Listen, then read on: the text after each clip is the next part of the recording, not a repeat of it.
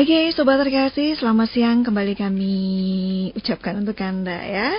Dan yang pasti hari ini Rabu 13 April 2016 kami hadir menyapa Anda Sobat Terkasih dalam persekutuan doa mujizat pendewasaan ya. Yang pasti di studio juga sudah hadir dan sumber kita yang sudah ditunggu-tunggu nih ya. Ada Bapak Evangelis Asenso Hendra yang siap menyapa Anda di kesempatan pagi hari ini.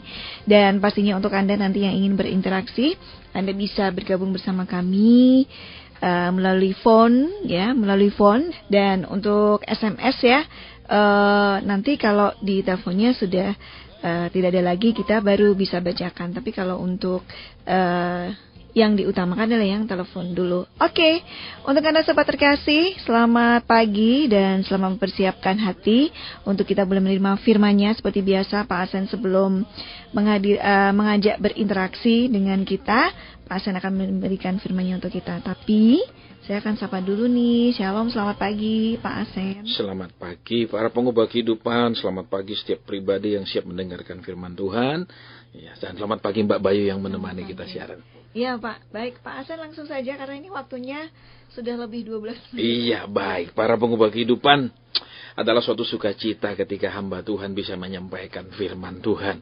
Adalah suatu kesukaan ketika hamba Tuhan sebagai imam-imam Tuhan menyampaikan pengajaran kepada umat Tuhan.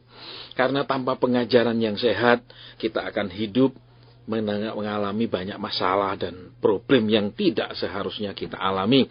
Kita akan banyak sekali tanpa pengajaran yang sehat menjadi sesat jalan hidup kita. Kemudian kelakuan kita menjadi tidak seharusnya, yang tidak semestinya, yaitu yang akan kita lakukan. Nah, sekarang kita mau perhatikan kebenaran firman Tuhan ya, yang saya ambil daripada kitab 1 Samuel pasal ke-16 ayat ke-7.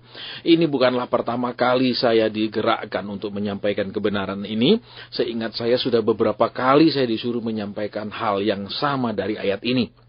Ya, tetapi suatu hal yang saya percaya adalah seberapa kali pun kita mendengarkan firman yang sama, ya, tetapi ketika itu disuruh sampaikan oleh Roh Kudus bukan karena kurang pewahyuan, bukan karena kurang perenungan firman Tuhan, bukan karena kurang bahan khotbah, ya, akan tetap kita mendapatkan berkat daripada Tuhan. Ya, mengingat waktu sudah berjalan 12 menit lebih, kita akan lihat sekarang langsung kebenaran ini. Demikian bunyi firman Tuhan 1 Samuel pasal 16 ayat ke-7. Tetapi berfirmanlah Tuhan kepada Samuel, janganlah pandang parasnya atau perawakannya yang tinggi, sebab aku telah menolaknya. Bukan yang dilihat manusia, yang dilihat Allah. Manusia melihat apa yang di depan mata, tetapi Tuhan melihat hati. Kalau kita perhatikan ayat ini dari banyak hal kita bisa artikan, dari banyak sudut, dari banyak aspek kita bisa ambil ya, dan dari banyak hal kita bisa mendapatkan pengertian-pengertiannya. Kalau kita lihat sekarang yang pertama ya, kalau secara fisik ya, kalau kita perhatikan banyak manusia yang dilahirkan dengan kelebihan dan kekurangan secara fisik. Ya, ini yang pertama kalau kita perhatikan. Dan kelebihan dan kekurangan secara fisik itu tentu saja ya, memang kalau semakin majunya zaman, kekurangan-kekurangan itu bisa diperbaiki. Contohnya misalnya ya, orang yang lahir dengan wajah kurang cantik, itu bisa dengan operasi plastik dia menjadi sangat cantik. Kemudian orang yang lahir katakanlah dengan kulit yang kurang mulus, kulit yang kurang cerah, kemudian dengan kemajuan teknologi akan disuntik, dikasih stem cell dan lain-lain, sehingga kulitnya menjadi bersih, lebih putih dan lain-lain. Ya, memang ya, kalau kita perhatikan ada dengan kemajuan, ada keterbatasan-keterbatasan secara fisik yang bisa ya dipulihkan, yang bisa dikurangi, bahkan bisa sama sekali dihilangkan. Seperti yang tadi, misalnya hidungnya pesek, mengkerok, dibuat menjadi hidung yang lancip, runcing. Misalnya bibirnya dower, ya, kemudian dioperasi plastik menjadi bibir yang sensual dan segala macam. Itu bisa dengan kemajuan teknologi. Tetapi yang kita mau perhatikan sekarang di sini adalah ternyata apa yang firman Tuhan katakan, ya, kalau secara fisik kita punya kelebihan, ya, belum tentu kelebihan kita itu mendatangkan keberuntungan. Bisa kelebihan itu justru banyak mendatangkan kerugian di hidup kita. Ya, kita perhatikan ya, yang pertama secara fisik dulu. Ya kan? Kalau kita perhatikan ya dari Alkitab, perawakan Daud kan bukanlah sebuah perawakan yang tinggi besar, perawakan yang gagah perkasa dan tegap. Alkitab katakan dia itu mungil orangnya, dia itu kecil perawakannya, dia itu kemerah-merahan. Jadi bukan orang yang macho, bukan orang yang jantan dengan otot-otot dan segala macam, bukan. Ya, sehingga kalau kita perhatikan apa? Ya, kakak-kakaknya karena dilahirkan dengan kelebihan-kelebihan secara fisik, itu yang pertama, ya. Sehingga banyak pekerjaan yang mereka tidak mau ambil. Banyak pekerjaan yang mereka rasa itu tidak layak buat mereka karena mereka punya kelebihan fisik. Ya, sehingga mengembalakan domba diserahkan kepada Daud, adik paling kecil mereka, ya saudara, bungsu mereka, karena mereka mengandalkan kelebihan fisik mereka. Nah, kalian perhatikan ya, beberapa waktu lalu saya pernah nonton sebuah acara ya di TV, itu tentang wanita-wanita yang berjuang melawan budaya. Ya, karena di satu negara itu mereka diharapkan umur 18 itu sudah menikah. Ya, mereka diharapkan mereka semudah mungkin itu sudah menikah, membangun rumah tangga. Kemudian kalau mereka kuliah, kalau mereka studi yang tinggi, kemudian umur mereka menjadi sampai umur 30-an baru menikah, itu mereka dikatakan dipakai istilah leftover. Leftover kalau di dalam bahasa Inggris itu terjemahan kasarnya barang sisa. Ya, misalnya kita pesta, sisa pesta itu namanya leftover. Kalau kita makan misalnya di restoran, makanan yang tersisa itu namanya leftover. Ya, mereka berjuang untuk melawan budaya itu. Kenapa? Karena ketika mereka katakan tamat sekolah, kemudian di usia yang sangat muda mereka harus menikah. Masalahnya adalah ya, mereka menikah di usia yang sangat muda, secara mental mereka tidak siap, secara pendidikan mereka tidak siap, secara penghasilan mereka tidak siap. Sehingga apa? Ya, walaupun suami mereka sepertinya mencintai mereka, tetapi kemudian di dalam rumah tangga mereka menjadi orang yang kurang dihargakan, baik oleh mertua mereka maupun oleh suami mereka sendiri. Ya, maka mereka berjuang untuk melawan budaya ini, melawan cara pandang ini. Ya, ada orang-orang yang di dalam acara TV itu dikatakan orang tua mereka bisa menerimanya. Ya, orang tua mereka dicari itu disebut tidak apa-apa, biarkan anak saya, anak perempuan saya sekolah tinggi, biarkan dia mengejar karirnya. Tetapi ada yang kemudian dihina, ada yang kemudian dipaksa untuk menikah, ada yang kemudian ya dikata apa? Karena budaya dianggap mempermalukan keluarga, dianggap barang sisa, leftover. Ya. Kemudian yang terjadi apa? Ya, di bawah budaya yang memaksakan wanita-wanita untuk menikah muda, ya. Kemudian apa? Mereka kemudian terpengaruh oleh budaya fisik yang hanya menilai orang secara fisik. Sehingga di dalam majalah, di dalam acara dan lain-lain, itu selalu yang ditampilkan adalah keindahan tubuh. Ya, wanita yang ramping dengan tubuh yang terbentuk, ya, dengan kulit yang bersih dan segala macam. Sehingga masalahnya adalah ya, wanita-wanita yang biasa itu mengejar mati-matian baik dengan cara olahraga, dengan obat-obatan dan lain-lain untuk memiliki tubuh yang menurut pandangan satu budaya itu tubuh yang menarik, tubuh yang seksi, ya, yang ramping dan yang segala macam. Dan yang celakanya adalah ya, kemudian sesudah wanita-wanita itu mendapatkan tubuh yang menarik, wanita-wanita itu kemudian berhasil membentuk tubuhnya menjadi tubuh yang menurut budaya itu dianggap tubuh yang seperti itulah tubuh idaman. Ya, kemudian jadi masalahnya apa? Mereka bukan menjadi semakin mudah mendapatkan jodoh, justru mereka menjadi semakin sulit mendapatkan jodoh. Ya, di acara itu juga disebutkan seorang pengamat, ya. Dikatakan apa? Seorang pengamat ini menyarankan wanita-wanita yang sudah membentuk tubuhnya, ya, wanita-wanita yang sudah merawat dirinya menjadi seorang wanita yang secara fisik itu menjadi sangat menarik, sensual, seksi dan segala macam lah menurut budaya itu, ya. Kemudian apa? Hanya mau menikah dengan pria yang kaya, pria yang mapan, ya. Dan kemudian dari pengamat itu mengatakan, nah inilah masalahnya. Wanita-wanita yang merasa mereka punya fisik menarik, punya tubuh menarik ini kemudian apa? Kiranya harus menurunkan standar mereka. Kiranya tidak terlalu banyak menuntut.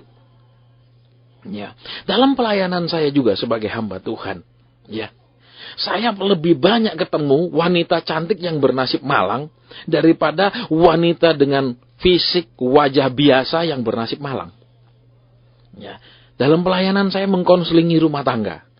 Ya, yang lebih banyak rumah tangganya kacau balau, itu yang justru lebih banyak yang secara fisik sangat menarik.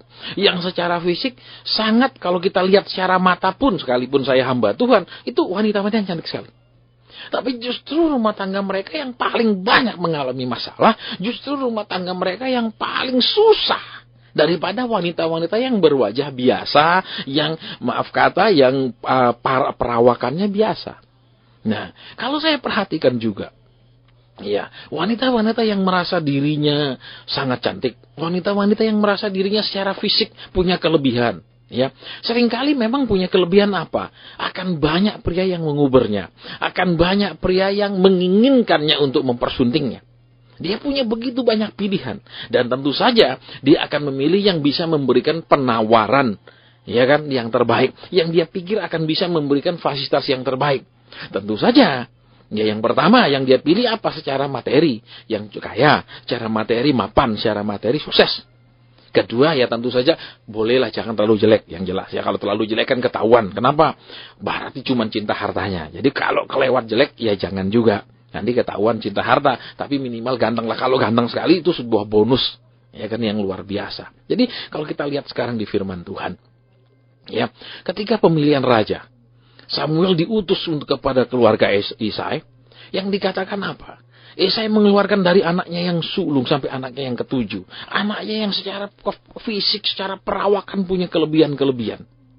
Ya, ternyata kalau kita perhatikan, ya, kelebihan daripada semua kakak-kakak daripada Daud ini justru membuat mereka tereliminasi. Jadi saya mau sampaikan, ya, kepada para pengubah kehidupan, tidak salah kalau anak-anak Tuhan itu memang diberikan karunia, dikaruniakan fisik yang menarik, perawakan yang menarik, tidak salah. Ya, tetapi itu bukanlah segala-galanya. Itu bukanlah segala-galanya. Saya sudah sampaikan tadi, tidak kurang, ya, ibu-ibu rumah tangga yang sedemikian cantiknya, yang mengalami masalah rumah tangga yang sedemikian peliknya. Ya, ketika saya dulu muda, ya ketika saya masih kecil lah, saya katakan kalau muda mungkin dianggap kata pemuda sudah 20 tahun ke atas ketika saya remaja. Saya membayangkan dulu, kalau orang nikah punya istri sangat cantik, pasti bahagia. Kenapa? Lo kan bangga punya istri cantik sekali. Bangga sekali dan senang sekali kalau punya istri sangat cantik.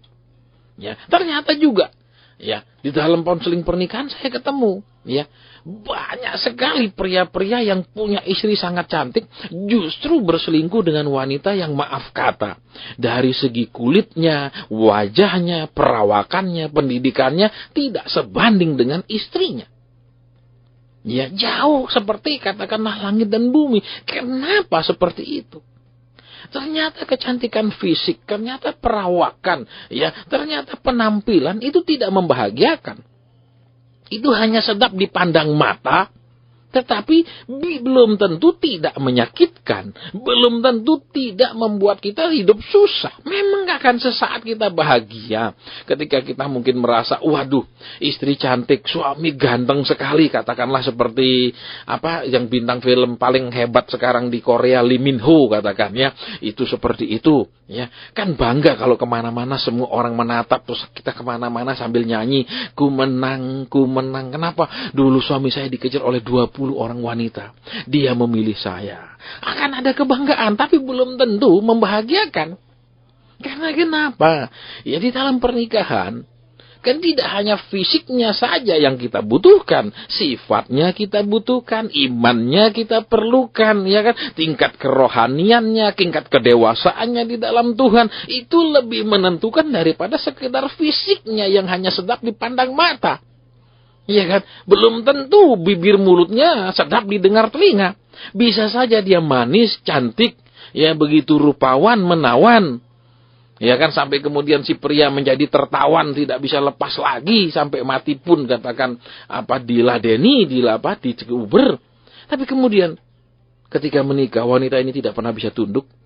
Ketika menikah, wanita itu merasa, kamu yang beruntung dapat saya super cantik, kamu potongan elek misalnya, buntak misalnya gitu. Ya, syukur-syukur. Jadi apa? Kemudian tidak bisa menghormati si suami. Iya kan?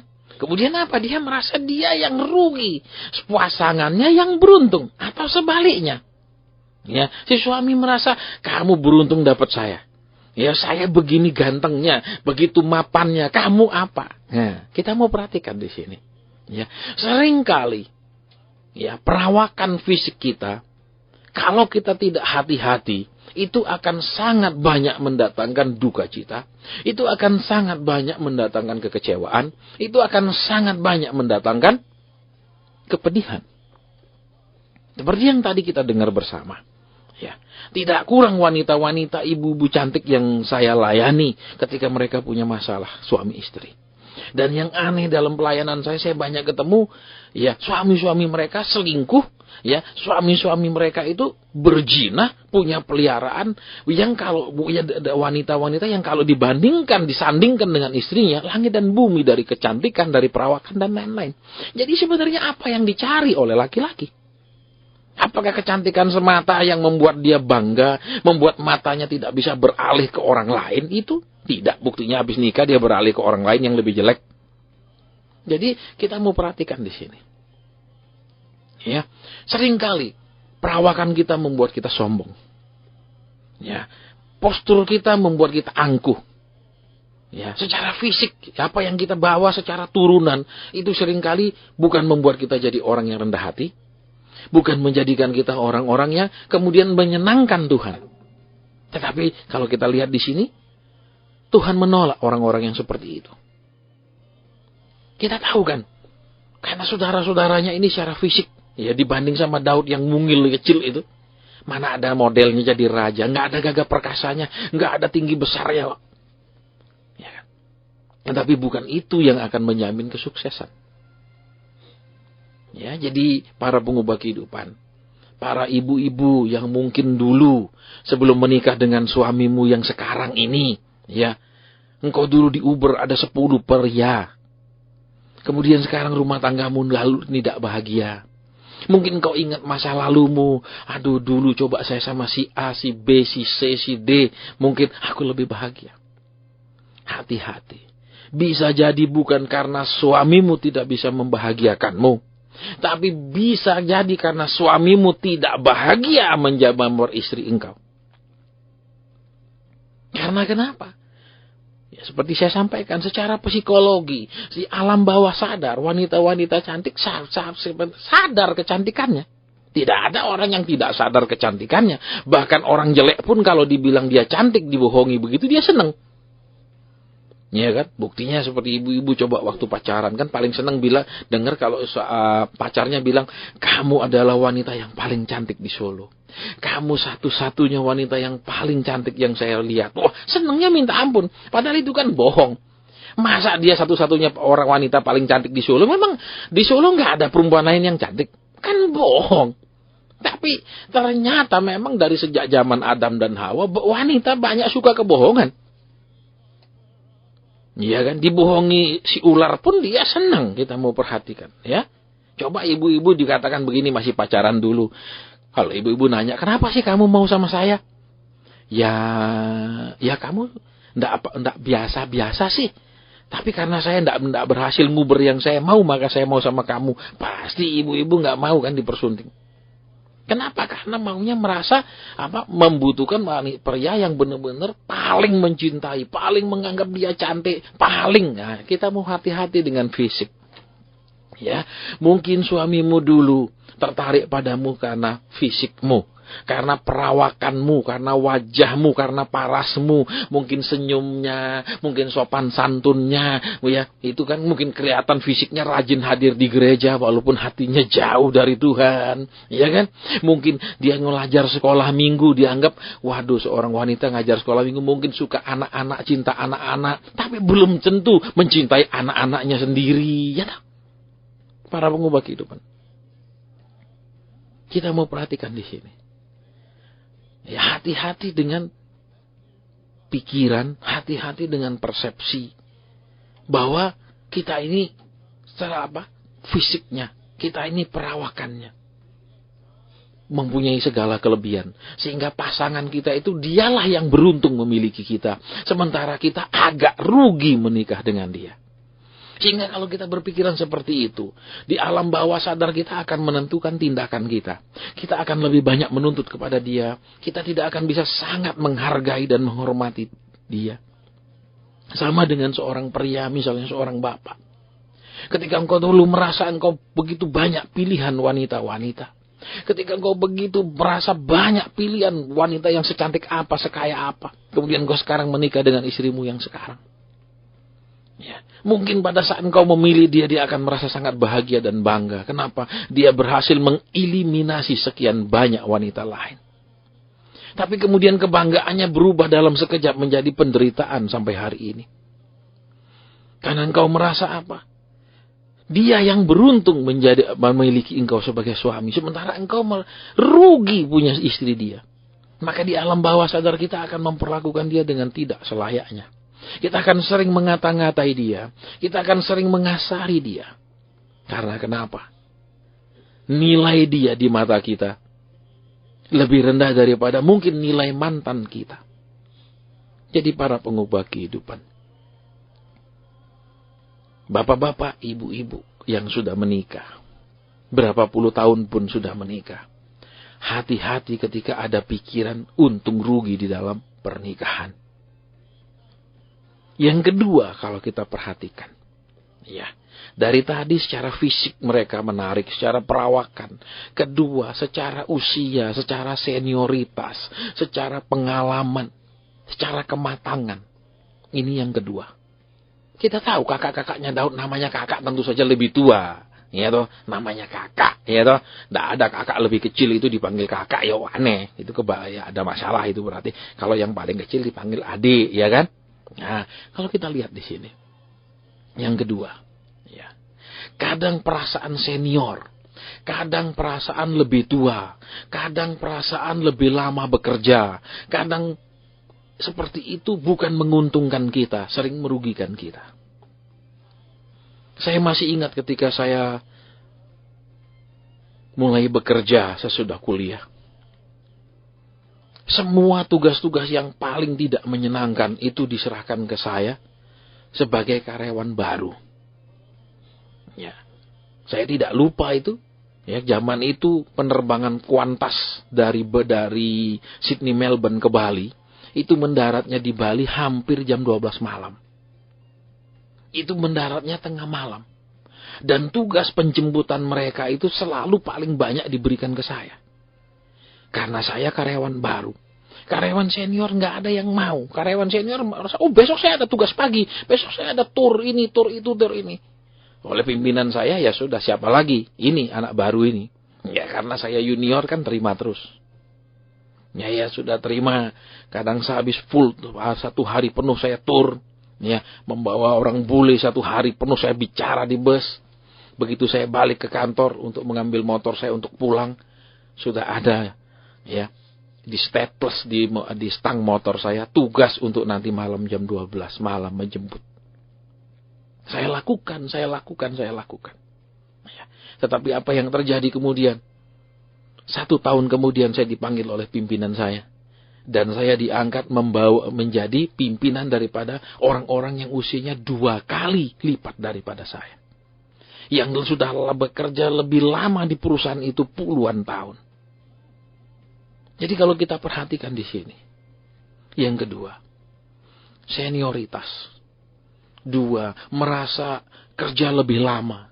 Merasa lebih pantas, merasa lebih layak. Itu seringkali juga mencelakakan kita. Bukan menguntungkan kita, tapi seringkali menjadi penghalang keberhasilan kita. Kita tahu kalau kita baca di koran-koran. Lebih mudah anak SMA mendapatkan pekerjaan daripada orang-orang yang bergelar sarjana mendapatkan pekerjaan. Kenapa? Karena tentu saja dengan gelar sarjananya, dia tidak mau mengambil pekerjaan yang dia rasa tidak selevel. Dia rasa tidak memberikan kebanggaan kepada dia. Ini yang harus kita hati-hati.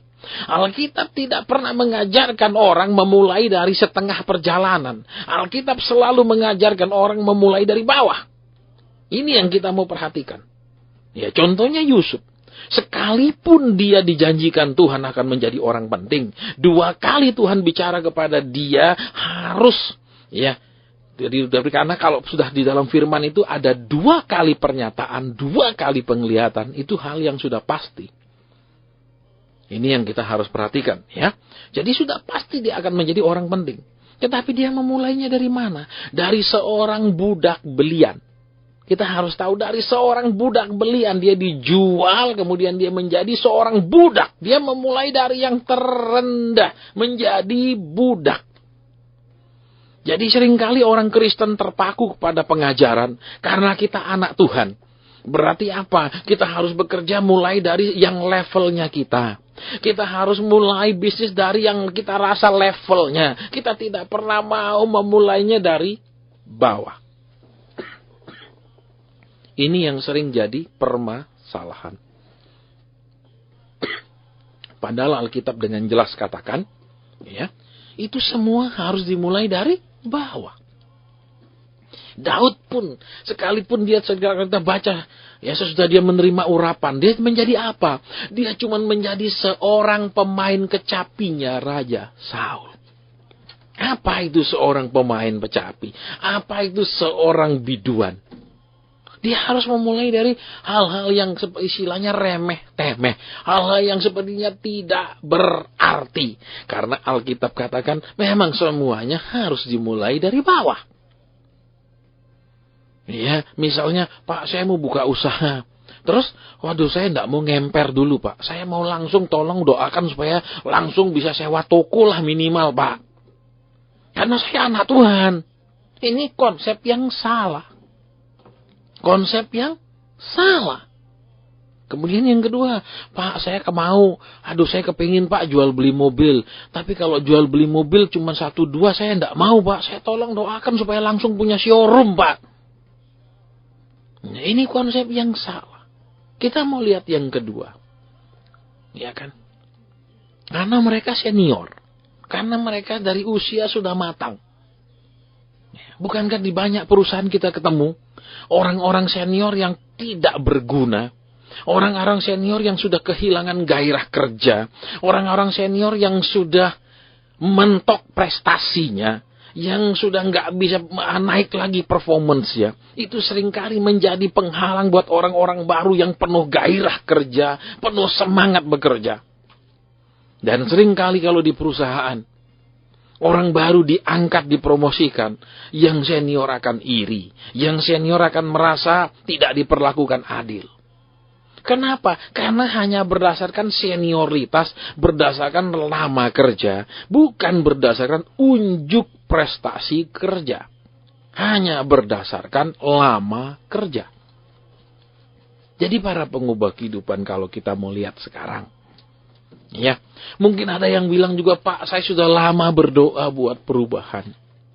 Saya sudah lama, Pak, berdoa supaya suami saya berubah. Saya sudah lama berdoa supaya rumah tangga saya ini ada perbaikan. Pertanyaannya sekarang, lama berdoanya saja tidak menjamin. Kenapa? Ya, beberapa waktu lalu saya naik pesawat, ya. Kemudian di dalam pesawat kan biasanya ada yang namanya in-flight magazine. In-flight magazine itu artinya majalah di dalam penerbangan. Jadi majalah itu bukanlah majalah yang dijual di tempat-tempat umum begitu, tempat jual koran, di kios dan lain-lain. Tapi majalah yang memang hanya untuk para penumpangnya baca waktu penerbangan. Di situ dikatakan, bagaimana kita mengubah dunia, judulnya. Ya, di situ dikatakan ada 3 lingkaran, ya, yang akan menunjukkan seberapa serius orang itu menginginkan sebuah perubahan. Ya, lingkaran yang pertama disebutkan sebagai circle of concern, ya, yaitu lingkaran perhatian. Ya, lingkaran circle of concern itu, lingkaran itu, ya. Misalnya kita merasa prihatin, ya, di rumah tangga kurang rukun. Ya, terus kita ingin lebih baik. Itu cuman circle of concern. Ya. Kemudian yang kedua ada circle of attention. Circle of attention itu artinya, ya, itu adalah adakah kita kemudian ingin memperbaikinya, tapi kemudian ada ndak usaha kita untuk memperbaikinya, atau sekedar sikap menyatakan kami prihatin, kami merasa ada perlu perbaikan, tapi tidak ada usaha untuk memperbaikinya, tidak ada kekuatan, tidak ada pengorbanan untuk memperbaikinya. Maka kita cuma sampai di circle of concern, tidak sampai circle of attention. Ya, kemudian yang ketiga namanya circle of influence. Apa itu? Yaitu kita mau menggunakan diri kita untuk membuat perubahan. Contohnya begini. Ya banyak di rumah tangga bilang, Pak, rumah tangga kami kurang rukun. Tolong Bapak doakan pasangan saya, doakan suami saya supaya lebih baik, doakan istri saya supaya lebih baik. Itu salah. Kenapa? Di dalam pelajaran circle of concern, circle of attention, dan circle of influence. Ya, yang dikatakan circle of influence itu apa? Benar-benar menunjukkan kita ini ingin ada perubahan. Berarti apa? Kita ingin ada perubahan, maka kita yang harus akan ada pengorbanan untuk mengadakan perubahan. Bukan sekedar pernyataan saya prihatin Pak, tolong doakan. Lah dia doa sendiri saja tidak mau, suruh orang lain doakan. Itu cuma circle of concern. Ya, mungkin lebih tepatnya kalau diterjemahkan sebagai lingkaran keprihatinan. Ya saya cuma prihatin Pak. Tapi usaha untuk mengadakan perubahan apa? Ada tidak? Seringkali orang cuma lepas tanggung jawab ke hamba Tuhan. Seringkali orang cuma pergi gereja aja nanti Yesus yang robah. Salah. Saya masih ingat ada sebuah saya dikirimkan ada renungan. Seorang hamba Tuhan menanyakan jemaatnya, siapa yang merindukan ada perubahan? Semua jemaat angkat tangan. Perubahan ekonomi, perubahan rumah tangga, perubahan kesehatan, karir, dan semua angkat tangan. Terus pendetanya tanya yang kedua, siapa yang ingin berubah? Tidak ada satupun yang mau. Jadi banyakan orang Kristen ini, ya, dia menginginkan perubahan. Dia inginkan janji Tuhan digenapi. Tapi semuanya hanya berbentuk tuntutan. Semuanya hanya berbentuk circle of concern. Ya mungkin ada beberapa yang sudah mulai berdoa. Mereka masuk ke circle of attention. Mereka berdoa. Tetapi mereka tidak masuk yang ketiga. Mengusahakan dengan benar-benar supaya terjadi perubahan. Kita tidak bisa misalnya rumah tangga tidak rukun. Kita hanya doakan saja, tidak bisa. Kenapa? Kita harus lihat, suami saya tipenya gimana? Istri saya tipenya gimana? Terus gimana? Selama sekian tahun menikah, adakah kita tahu zona nyamannya suami itu apa dan di mana dan apa? Dan kemudian zona nyaman istri itu apa di mana? Ya misalnya zona nyamannya kalau pergi belanja. Kan wanita itu tidak nyaman kalau dibilang, sudah cepat-cepat pilih barang terus pulang. Dia tidak nyaman. Karena dia menikmati melihat. Itu wanita. Sedangkan pria kan beda. Misal dia mau beli kaos, katakan dia langsung pergi ke tempat kaos. Kalau wanita bilang misalnya katakan, mau beli susu cair buat anak. Misalnya ya. Atau mau beli tepung. Ya mau beli gula, nanti sepanjang jalan tidak langsung pergi tempat gula. Ya, kadang tempat pakaian mampir, tempat sepatu mampir. Nah, zona nyaman masing-masing kan berbeda. Jadi, kalau kita mau ada perubahan, kita tidak hanya berdoa, tapi belajar pasangan kita masing-masing nyamannya di mana. Ya kan, ini yang harus diperhatikan. Kalau kita mengerti semua wanita itu suka belanja, tidak ada wanita nggak suka belanja. Makanya kemarin saya terima juga sebuah dari WhatsApp saya. Bila istri Anda sedih dan terus menangis, ya, bila dia sedih, Anda hibur tidak mempan dan dia terus menangis, maka bawalah dia pergi mall. Itu dikatakan dia akan sukacita. Ya saya ketawa, ada benarnya juga. Karena wanita juga jangan hanya disuruh ngurus rumah tangga, ngurusi anak.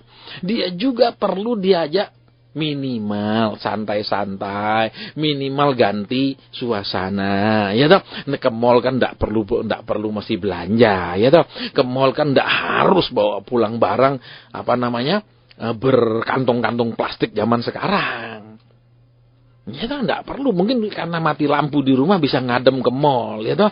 Cari makanan yang tidak perlu yang mahal-mahal juga ada. Ya sudah adem di mall, hemat biaya listrik di rumah. Jadi kita mau perhatikan di sini apa? Ya, kalau di circle of influence itu kita harus mengupayakannya sungguh-sungguh. Terus berarti apa? Kita mempelajari pasangan masing-masing. Misalnya kalau kita ngomong apa dia nggak seneng, jangan diulang lagi. Iya dah, kita harus apa? Memperhatikan zona nyamannya masing-masing. Buatlah dia merasa nyaman. Lah kalau kita ke pasangan saling membuat rasa nyaman, bertengkar dari mana? Masalahnya kan masing-masing tidak diberikan zona nyamannya. Masing-masing dipaksa maka keluar dari zona nyaman, masuk zona tidak nyaman. Contohnya, ya, kadang kan pria itu kalau wanita ngerti caranya, ya tidak harus dengan paksa. Ayo Pak, antar aku pergi belanja. Ini loh, susu sudah habis, ini. Ya kan? Kadang-kadang dia akan mengantar dengan terpaksa. Ya kan? Karena mungkin juga kalau yang keras bilang, kenapa bilang baru mau habis baru bilang, kenapa enggak minggu lalu saja? Bisa. Jadi belajar apa? Ada orang-orang yang memang suka segalanya dirancang beberapa hari sebelumnya, nggak suka mendadak-mendadak. Ada orang yang tipenya well organized. Ya, ada orang yang tipenya flowing in the spirit. Ya, mengalir dalam roh. Ya, kalau roh saya rasa nggak sejahtera nganter, saya nggak nganter. Kalau roh saya rasa malas pergi mall, saya malas. Biar istri saya pergi aja naik taksi. Nah, itu dia flowing in the spirit. Ya, ada orang yang, kalau hampir habis seminggu bilang ya, jangan mendadak-dadak. Nah, jadi apa? Saling mempelajari sifat masing-masing. Itulah kita masuk ke circle of influence. Banyak cuman prihatin, Pak tolong doakan, Pak tolong doakan. Tapi mereka tidak masuk ke circle of attention. Ya, mereka tidak mau ada pengorbanan. Ya, kalau yang ketiga ini benar-benar menginginkan perubahan itu. Dan mereka yang memakai diri mereka untuk menciptakan perubahan. Itu namanya circle of influence. Artinya, seperti misalnya seorang bapak. Ya, dia lihat istrinya. Misalnya istrinya orangnya sangat suka dadak-dadakan. Ya dah. Sekarang karena dia suka dadak-dadakan, berarti si bapak inilah yang sering harus membantu istrinya memeriksa kebutuhan. Misalnya di dapur, ya kan bumbu-bumbu, kecapnya, segala macamnya masih ada beberapa.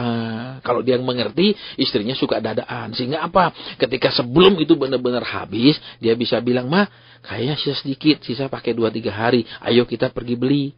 Jadi dia membantu istrinya, dia memakai circle of influence. Dia yang mendatangkan perubahan.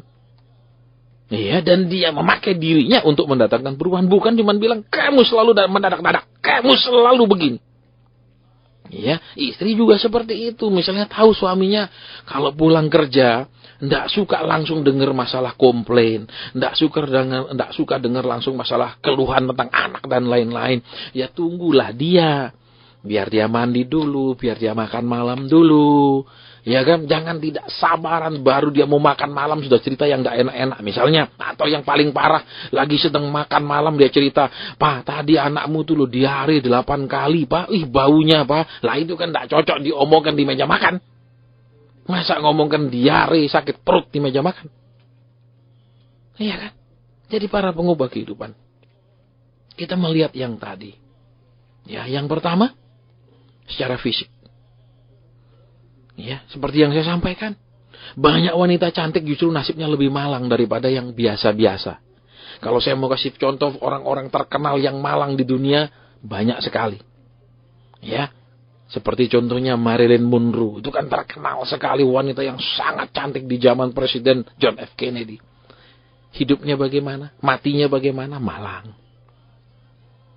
Iya kan? Banyak wanita-wanita cantik yang justru malang.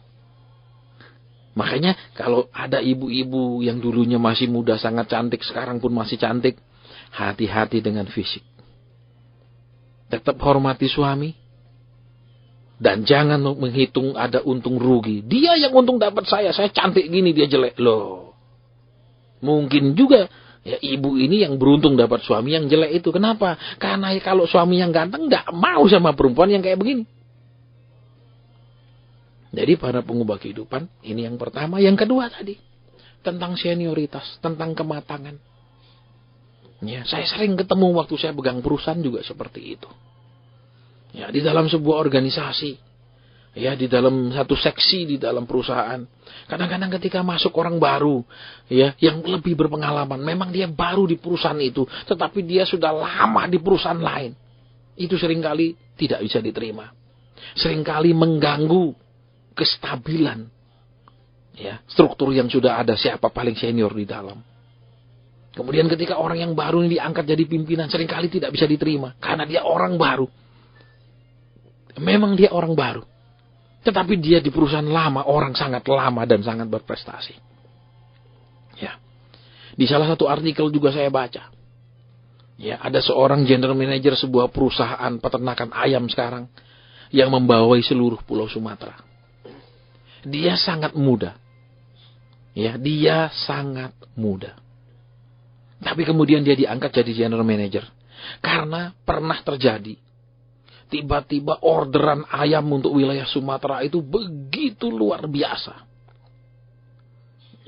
Semua karyawan, semua sales dan semua staf perusahaan tidak bisa berbuat banyak ketika dari atas mengatakan bahwa perusahaan sedang booming luar biasa. Permintaan untuk ayam potong begitu luar biasa. Ya, tidak ada orang yang bisa menjawab bagaimana cara menyelesaikannya.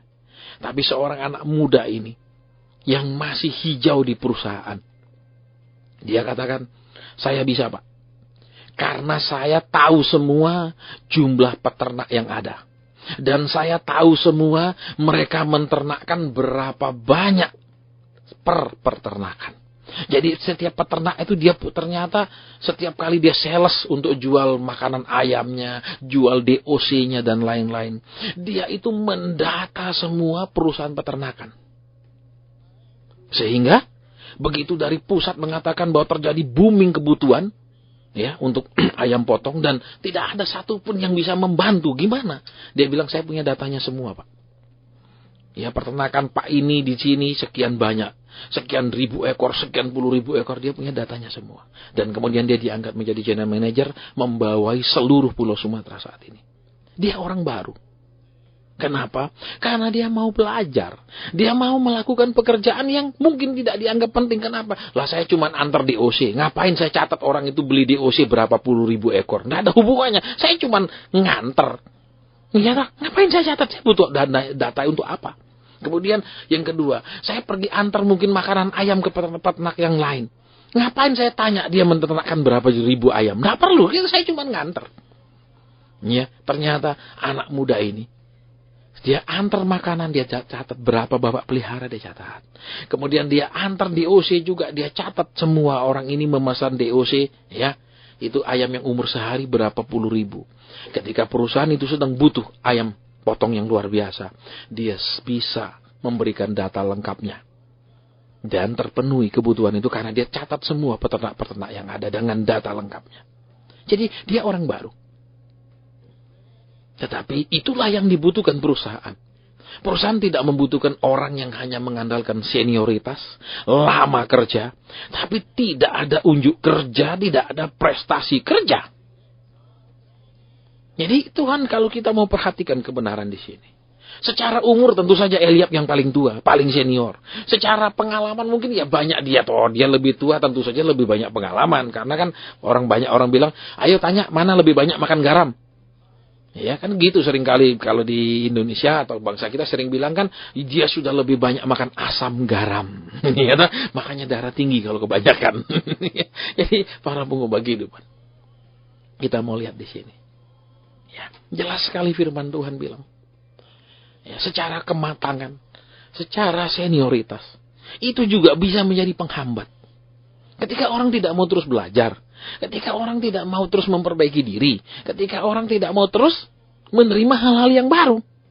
Firman Tuhan pun dengan jelas katakan, ya, ahli Taurat, ya, yang menerima pengajaran tentang Injil kerajaan itu harus menjadi orang yang seperti mengeluarkan harta bendanya yang baru dan yang lama dari dirinya, dari hidupnya. Berarti apa? Kita harus terus belajar. Ya, tidak ada istilahnya, oh itu baru kemarin loh. Tetap yang ada hari ini yang terbaru. Ya, tidak mati kepada hal-hal yang lama. Terus ada pembaharuan. Itu. Kemudian yang ketiga, kita lihat ini yang akan terakhir. Ya. Yang ketiga kalau kita lihat. Yang ketiga, koneksi. Ya kan? Kenapa? Ketika Samuel datang ke keluarga Isai yang langsung memanggil anak-anaknya. Sedangkan Daud tidak diperhatikan bapaknya. Daud tidak terlalu diharapkan bapaknya. Disuruh memelihara kambing domba jauh. Jadi, kok anak-anak ini punya kelebihan apa? Di mata orang tuanya dia punya kelebihan. Berarti kalau kita zaman sekarang mungkin kita punya koneksi yang lebih. Kita rasa kita punya, saya kenal si Anu kenal saya. Gampang. Ya, itu juga bisa membahayakan. Ya, saya ingat di sebuah kota ada seorang pengusaha ya yang ingin mengembangkan usahanya. Kemudian dia meminjam bank dengan jumlah yang cukup besar. Ya, karena dia perusahaan yang mapan. Tentu saja dengan perusahaan yang mapan banyak kenal orang bank. Ya, tentu saja juga kalau kita bekerja di bank, ya tentu saja kepala-kepala cabang bank itu mesti mengenal, mesti mempunyai hubungan baik dengan para pengusaha. Tentu saja seperti itu. Ya, jadi usahanya jalan, jadi banknya pun tidak keberatan untuk mengeluarkan. Dan apa yang terjadi 2 tahun kemudian bangkrut. Jadi koneksi itu juga bisa mencelakakan. Ya, hubungan itu juga bisa mencelakakan. Hubungan itu tidak hanya bisa membantu, tetapi bisa mencelakakan.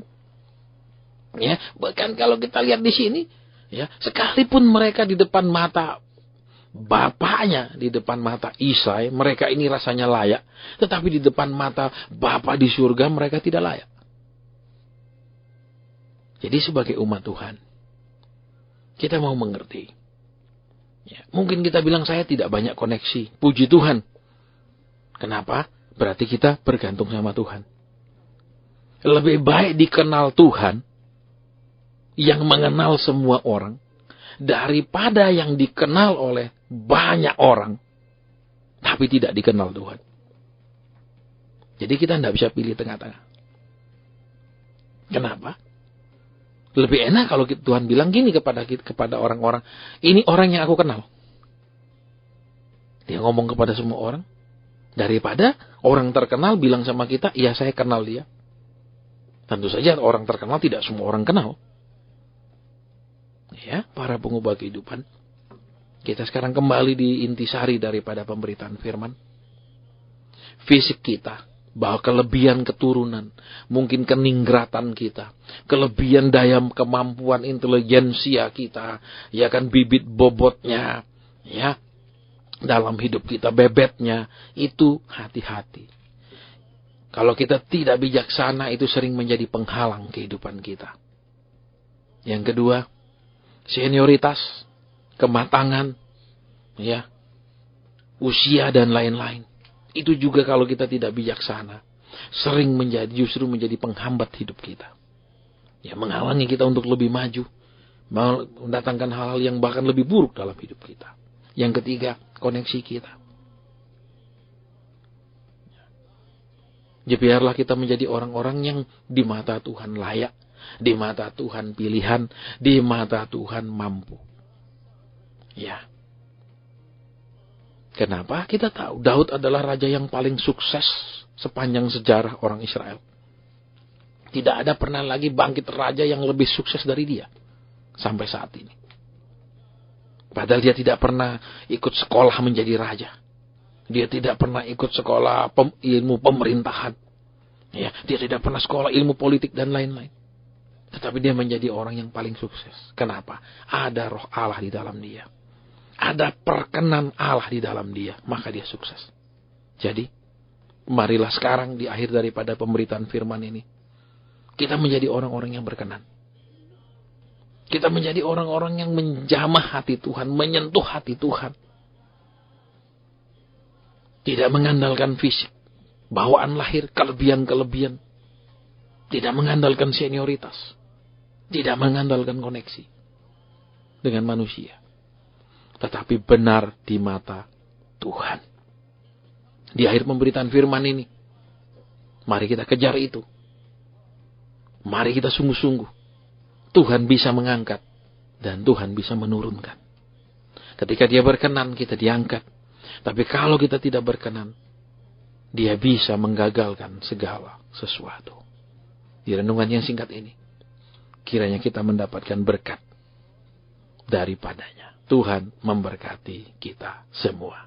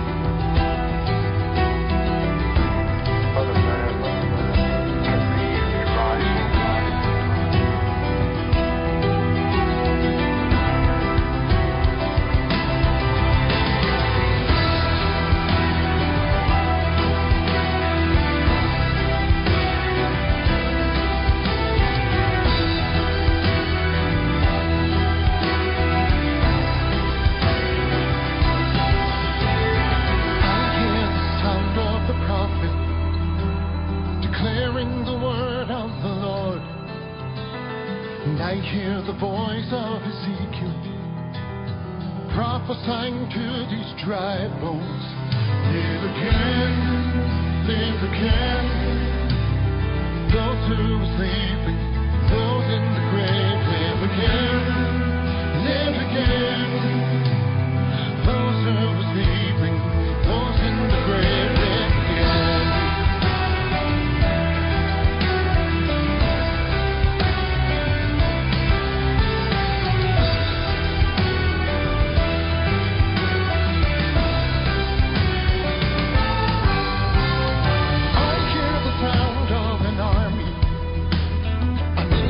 Preparing for war, and I can hear Judah assembling.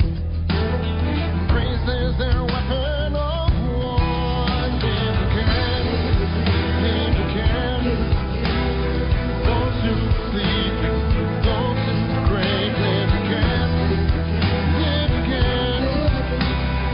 Those who are sleeping, those in the grave, live again.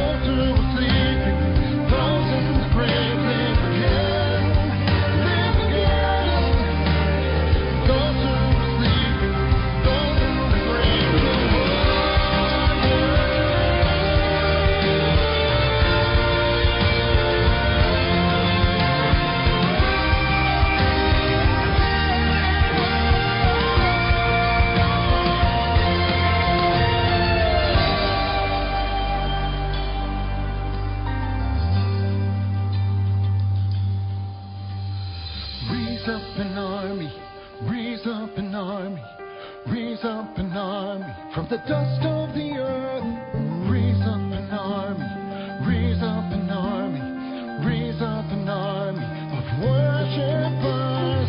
Raise up an army, raise up an army, raise up an army. From the dust of the earth, raise up an army, raise up an army, raise up an army of worshipers.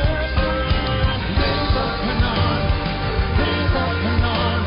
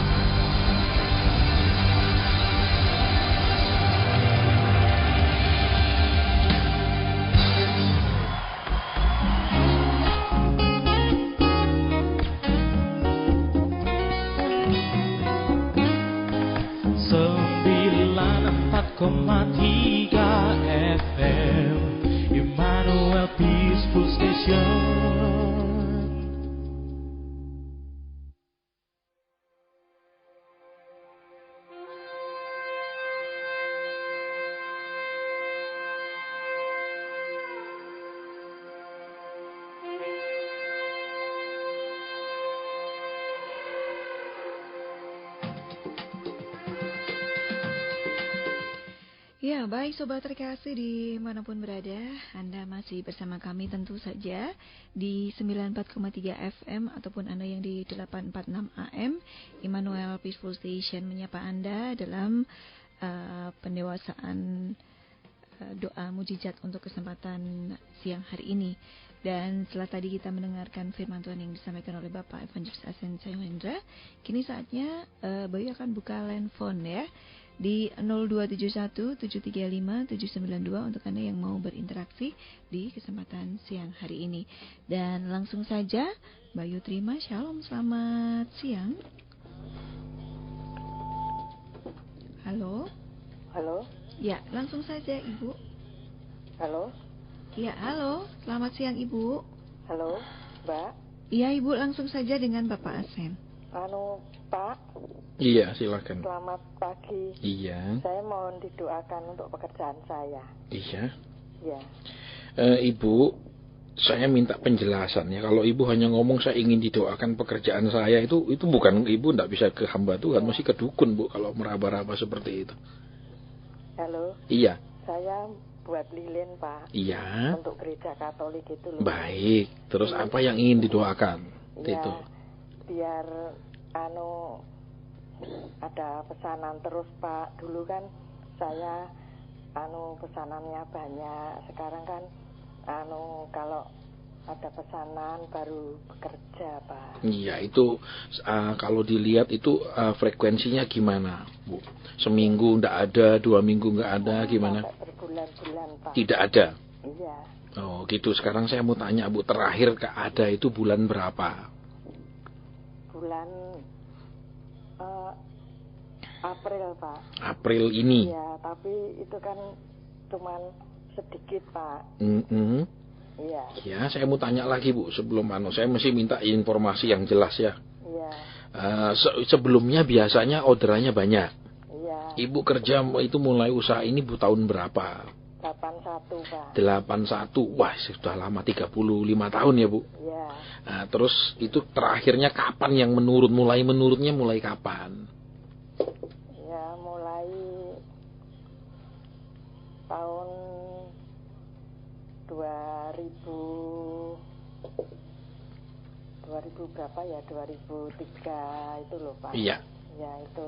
Nah, sekarang pertanyaan saya, Ibu tahu sebab-sebab menurunnya? Ya, itu kan. Karena harga kah? Karena kualitas kah? Katolik itu kan pastornya ganti-ganti gitu kan. Iya. Itu kan dia ngambil saya. Iya. Kalau dia pindah mungkin kenal dengan orang lain, beli orang lain gitu, Pak. Berarti hanya 1-2 tempat Ibu jadi itunya. Iya, Pak. Waduh. Kalau seperti itu begini ya, Bu ya. Iya. Kalau seperti itu yang jelas ini kan masalahnya di pemasaran toh, Bu. Iya. Ibu hanya bergantung kepada 1-2 saja kan, konsumen saja. Iya. Iya, kalau seperti itu susah, Bu. Iya. Iya kan, berarti kenapa kalau sekarang gini, seorang produsen hanya memproduksi sesuatu yang bergantung permintaan 1-2 konsumen, tentu saja tidak bisa continue, Bu. Iya. Iya kan? Dulu saya kan kerjanya masih umur 21 sampai sekarang sudah umur 56, jadi kan kalau kemana-mana gitu kan Pak, tidak seperti dulu waktu muda. Loh ya, sekarang terus Ibu maunya saya doakan apa, Bu? Iya. Karena kalau seperti ini kan tadi jelas ya, Bu ya. Sekarang Ibu kan prihatin tadi. Ibu dengar enggak tadi khotbah yang dari awal? Betul ya. Iya, cuman prihatin, ingin ada perubahan. Iya. Tapi ya, mau ndak Ibu yang bertindak membuat perubahan? Ya mau, Pak. Lah ya tadi kan sudah dengar Ibu tuh jelas sekali. Lah kalau Ibu cuman berharap saya doakan supaya pasturnya ngambil di Ibu, doakan, berarti Ibu ndak berubah toh. Iya. Pasturnya yang disuruh berubah. Iya. Betul. Ya, Pak. Loh iya, makanya sekarang saya ndak pakai doa, Bu. Makanya maaf kenapa saya tanya begini panjang. Biasanya kan saya langsung tanya sebentar saya doakan. Iya. Karena kan ada hal yang tidak perlu didoakan tapi perlu dilakukan, Bu. Iya, Pak. Nah, sekarang Ibu tadi kan jelas ada yang namanya circle of concern. Ya. Itu lingkaran keprihatinan. Iya. Ya prihatin ya toh. Iya. Terus yang kedua itu circle of attention. Iya. Nah, ibu mulai bingung sekarang kan gimana ini. Tapi di circle of attention itu pun ibu mau ndak? Iya, mau. Iya toh, sekarang berkorban. Iya. Ya kalau ibu bilang alasannya usia, lah terus berarti ibu maunya gimana, Bu? Iya, Pak, mau. Nah, sekarang pertanyaannya gitu kan. Iya. Yang ketiga, ibu mau nggak berubah? Iya. Ya sekarang berubahlah, saya nggak doakan, Bu. Iya, Pak. Jadi sekarang kalau ibu ada produksi itu, cobalah sekarang ditawarkan ke yang lain, kan banyak, Bu, kalau lilin. Iya. Iya toh? Iya. Nah, kalau ibu cuma seperti tadi saya katakan bergantung sama 1-2 konsumen, ya tentu saja nggak bisa sebuah usaha bergantung pada 1-2 konsumen. Iya. Ya saya ambil contoh begini, Bu, ya. Misalnya onderdil ya. Iya. Nah, onderdil dulu kan itu ada onderdil sepeda motor merek tertentu. Iya kan? Iya. Terus tanpa dia kembangkan. Iya kan? Iya. Dia produksi ini, dia produksi juga untuk sepeda motor merek lain. Iya. Iya kan? Karena nggak boleh sebuah seorang produsen itu bergantung kepada 1-2 konsumen. Iya. Karena itu kan sangat hidup matinya hanya tergantung itu. Iya. Nah sekarang ibu jawabannya satu. Kalau ibu terus nunggu orderan zaman sekarang susah, Bu. Iya. Orang istilahnya sekarang tuh usaha nyambut bola, Iya. bukan nunggu bola, Bu. Iya. Iya kan? Iya. Ya sekarang mulailah. Ya kan produksi ditawarkan keliling. Jangan hanya ya nunggu orderan. Iya. Ya tadi ibu sudah dengar kan? Iya. Iya, jadi ibu berani nggak ngambil berubah? Ibu yang harus berubah, bukan minta wah Tuhan tolong pasurnya supaya ngorder di saya. Lah nanti sebentar lagi terus ada lagi yang nelpon ternyata sama-sama bikin lilin juga. Tolong supaya pasur itu tetap ngambil di saya. Loh saya doanya apa, Bu? Bingung saya. Iya. Iya. Iya, Pak. Baik, jadi sekarang Iya. harus berubah? Iya. Iya, baik. Itu saja Ibu, Tuhan berkati ya. Selamat berubah. Iya. Iya, terima kasih banyak untuk Ibu yang sudah mau berbagi bersama kami di sini, dan tentu saja untuk Anda sobat terkasih yang ingin didoakan atau ingin konseling bersama Bapak Evangelis Asenso Hendra, Anda bisa bergabung bersama kami di 735-792 seperti yang berikut ini. Halo, Shalom, selamat siang. Halo, selamat siang. Iya, langsung saja Bapak. Ini dengan Pak Arif. Selamat siang, Pak. Iya, silakan langsung, Pak. Iya, ini tentang pergumulan saya. Jadi bapak saya itu kena stroke. Iya. Sudah dokter menyatakan sehat, semua sehat, tapi tidak mau berjalan, Pak. Iya. Jadi ya cukup repot dalam tanda petik gitu loh, Pak. Iya. Nah, jadi mohon didoakan. Usia berapa sekarang dia, Pak? 75 tahun. Dari hasil pemeriksaan sudah fisioterapi memang tidak masalah. Fisioterapi kadang-kadang, Iya. tapi tiap bulan selalu kontrol ke dokter saraf. Iya. Itu dokter saraf juga heran, ini harusnya sudah tidak berjalan, Ya. kok tidak mau berjalan. Memang bisa tapi tidak mau, Pak. Ini kan gitu. Iya. Bukan karena tidak bisa ya. Iya, betul. Baik, Pak. Kita kalau hal ini saya doa ya, kenapa dia seperti kehilangan gairah hidup kan? Iya, Iya, masih ada sebabnya atau Pak orang kehilangan gairah hidup kan? iya, Iya, kita akan berdoa buat hal ini. Sebentar lagi Pak Markus pimpin kita supaya terungkap ya bahwa jadi ini orang tuanya Bapak sendiri, orang tua kandung atau mertua? orang tua kandung. Orang tua kandung ya, supaya Tuhan ungkapkan apa penyebabnya. Walaupun secara medis dia tidak ada halangan untuk berjalan, tidak ada kendala ya dari segi saraf, tapi kok tidak mau berjalan. Iya, Ya, apakah secara psikis ada gangguan ya? iya. Baik, itu yang akan kita doakan. Terus satu lagi, Bapak. Kita doa dulu buat hal ini, Pak ya. Oh iya, iya. Iya. Mari Pak kita datang di hadirat Tuhan. Tuhan Yesus, kami kembali datang di hadirat-Mu Tuhan. Kami bawa Bapak ini untuk menghadap Engkau. Ayah dari Bapak ini mengalami stroke di mana menurut medis sudah harus bisa berjalan, tapi sampai saat ini masih belum bisa berjalan, Tuhan. Tuhan Yesus, Engkau ungkapkan apa yang terjadi. Engkau bukakan, Tuhan. Kalau ada pesan, kalau ada teguran, kiranya Engkau boleh sampaikan, Tuhan. Terima kasih Tuhan Yesus. Demi nama Yesus kami berdoa. Amin. Amin. Pak, saya mau tanya ya. Iya. Kalau saya waktu tadi berdoa, saya cuma mendengar satu kata, Pak. Iya. suwe. Gitu. Suwe lah. Iya, nah, saya ingin tanya, suwe kan kalau bahasa Indonesia lama, ya. Iya, betul. Nah, adakah suatu peristiwa yang dulu ini sudah cukup lama yang membuat sang bapak ini terus terang kalau jujur saya katakan dia ingin sebenarnya segera pulang, Pak. Tapi sudah lama ingin pulangnya. Itu ya, Pak. Iya. Coba apa Bapak tahu ada peristiwa yang membuat dia pulang aja lah. Tapi kok rasanya kok suwi sekali nggak dipanggil-panggil. Tapi kondisinya sehat nih Bapak ya. Betul. Jadi bisa makan. Iya. Duduk di kursi roda itu angkat sendok, angkat Iya. gelas, bisa. Iya, yang membuat dia kehilangan gairah hidup itu Pak yang saya tanya. Iya. betul. Adakah sesuatu peristiwa kah, kematian seseorang kah, yang semua kemudian membuat dia, nek bisa ya sudahlah gitu pulang. Waduh, ini saya yang tidak tahu ya Pak. Nah itu dia, sekarang saya mau tanya, kan Bapak selalu direpotkan, Iya. berarti kan sangat dekat sebenarnya. Ya direpotkan dalam arti membantu untuk ya makan, menyiapkan makan, mandiin gitu. Iya, tapi Bapak tidak tahu sama sekali yang membuat dia kehilangan gairah hidup, yang membuat dia merasa ya seperti Yakub dulu waktu Yusuf hilang. Tidak tahu Pak. Tidak tahu sama sekali. Tidak tahu. Saya mau tanya ya, Bapak anak keberapa ya? Anak pertama ya. Ini yang agak gimana ya? Saya perlu ngomong terus terang ya Pak ya. Iya. Mungkin ini tapi agak menyakitkan Bapak ya. Iya. Bapak berapa bersaudara? 5 Bapak. 5 orang. 5 ya. Iya. Yang nomor 2 di mana Pak? Di Ambon Bapak. Nah, gimana saat ini?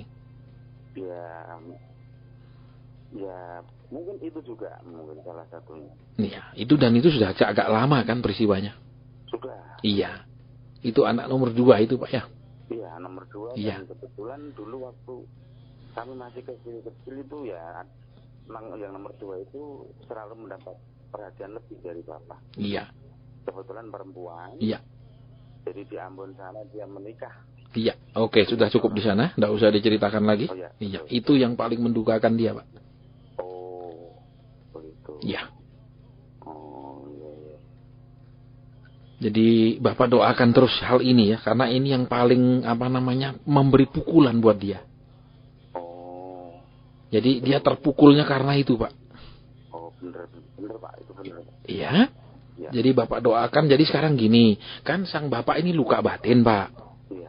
Nah, kiranya sang anak sulung ini sekarang yang bertugas merawat supaya batinnya yang luka itu sembuh, Pak. Jangan terus Bapak merasa, waduh orang tua ini ngerepoti saya. Iya. Ya, jadi akhirnya dia tambah tidak ada gairah hidup, Pak. Iya, Bapak. Iya, jadi sudah terungkap sekarang kenapa dia seperti, wes, istilahnya udah ndak, hidup ini tidak ada artinya lah, sudah hambar gitu.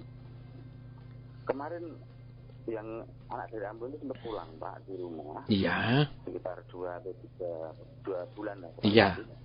Tapi itu memang dia punya anak juga agak bandel. Itu bapak saya itu yang dari saudara di Ambon itu memang mewakalnya minta Ambon. Jadi adik saya tidak tahan di rumah. Baik, nah sekarang makanya gini Pak, ini bukan hanya masalah sang cucu ya, tapi masalah anak kesayangan ini loh Pak. Iya, betul. Itu yang sangat memukul dia Pak. Iya. Sehingga ya namanya orang sudah kehilangan gairah hidup Pak. Iya. Nah sekarang Bapak kiranya, saya tidak mau doakan lagi nih Pak. Tugas Bapak secara jasmani ini untuk ngerawat dia Pak, ngeramut. Iya. Supaya ternyata dia bilang, saya ini ternyata disayang, ada anak saya yang benar-benar sayang saya. Untuk membangkitkan gairah hidupnya Pak. Karena ini kan yang kalau dari seperti Bapak bilang dari secara kedokterannya, dari ilmu syaraf juga dia tidak masalah. Cuman dia sudah tidak kepingin hidup Pak. Jadi sejak kasus anak kedua ini dia sudah merasa, sudahlah hidup ini sudah hambar gitu. Ya, jadi Bapak sekarang, ayo Bapak yang benar-benar perhatikan dia. Ayo Bapak yang benar-benar rawat dia sehingga bangkit keinginannya untuk hidup terus Pak. Ya dia oke lah, dia kehilangan, katakan kasarnya kalau saya bilang dia kehilangan anak ini Pak, yang kedua ini kan gitu. Ya, walaupun dia tetap pulang apa kan, tapi secara rohani kan hilang anak ini, Pak. Betul. Nah, sekarang anak yang masih ada ini, apalagi Bapak sebagai anak sulung ini, ayolah rawat dia. Supaya lukanya itu minimal berkurang, Pak. Nah, karena kalau penyakit orang sudah kehilangan gairah hidup paling sulit memang, Pak. Iya. Ya itu udah saya baca di artikel, pernah saya baca di artikel kedokteran. Orang yang memang sangat ingin bergairah hidup itu kemungkinan sembuhnya lebih tinggi daripada orang yang memang tidak bergairah hidup, Pak. Ya, apalagi dia tidak ada masalah ini dengan sarafnya kan? Tidak. Iya, cuman anak kedua inilah yang membuat luka batin yang berat buat dia. Ya, jadi Bapak sekarang jangan bilang, sudah Pak, nggak usah diingat-ingat. Jangan ngomong begitu Pak, nggak buat dia nggak mudah. Itu kan anak kesayangannya. Iya. Iya. Nah, sekarang Bapak ini sebagai anak sulung, ayo tunjukkan perhatian. Tunjukkan kasih kepada dia. Gitu. Kan kita butuh semua orang yang ngerti kita, Pak. Iya. Bukan cuma neni kita kan? Iya. Ya, Bapak lah sekarang ayo tugas, Pak. Seperti tadi Bapak dengar khotbah dari awal kah? Dengar. Iya kan? Ya, Bapak jadi yang ketiga, Pak. Circle of influence namanya. Iya. Iya. Nah, kita yang berubah, kita yang berkorban supaya ada perubahan. Ya, kalau yang pertama tuh semua orang, Pak, saya prihatin. Saya prihatin, cuman gitu, Pak. Iya. Itu omong kosong semua, Pak. Ya, Bapak sekarang ayo Bapak yang berubah, berkorban buat dia. Iya. Jangan diseneni, pokoknya diramut bener-bener, Pak. Iya. Nanti kita lihat akan ada perubahannya, ya. Iya. Iya, Tuhan memberi kekuatan kepada Bapak untuk mengasihi orang tua. Amin. Iya, Tuhan berkati, Pak. Amin. Salam. Iya, shalom, Pak. Ya, terima kasih banyak untuk Bapak yang sudah bergabung bersama kami di sini, dan mungkin di belakang Bapak tadi ada yang mau bergabung lagi, langsung Bapak terima saja. Shalom, selamat siang. Iya, silakan. Halo. Iya, silakan langsung, Pak. Jangan menyebutkan nama, ya. Ya. Shalom. Iya, shalom, silakan langsung. Pak, ini kaki saya berat untuk jalan. Waduh, Kaki dua. kakinya berat untuk jalan. Megang itu. Iya, Terus badan selalu dingin. selalu dingin. Terus, Tenggorokannya sakit, tapi kalau minum air dingin langsung batuk. iya, Kecuali air hangat. baik. Makan buah sana manis ya enggak biasa. Iya. Nah, tolong didoakan Pak. Nah, sekarang begini, saya tanya dulu, Pak. Bapak sudah periksa dokter, nggak? Sudah. Nah, apa itu diagnosanya apa itu, Pak? Ada yang OA. Oh, OA. Iya. Artritis. Oh, Ada artritis. yang Parkinson. Iya, iya. Nah, usia sudah berapa, Pak? 68. 68. Baik. Kenapa saya tanya usia? Bukan berarti, kalau sudah segitu wajar. Enggak, Pak. Banyak orang umur 90 masih sehat, Pak. Iya. Ya. Jadi, itu gangguannya kan macam-macam ini. Iya. Iya, ada artritis itu, ya kan? Kalau itu kan penyakit di tulang, ya toh. Iya. Ya, kemudian ada Parkinson katanya, ya itu penyakit di kepala, di saraf, ya kan? Ini macam-macam kan kesimpulannya. Ya, Bapak ingin lebih sehat kan? Iya. Iya. Pak, saya mau tanya ya. Sebelum saya doa, tiba-tiba saya dengar kata 3. Apa ya, Pak? 3.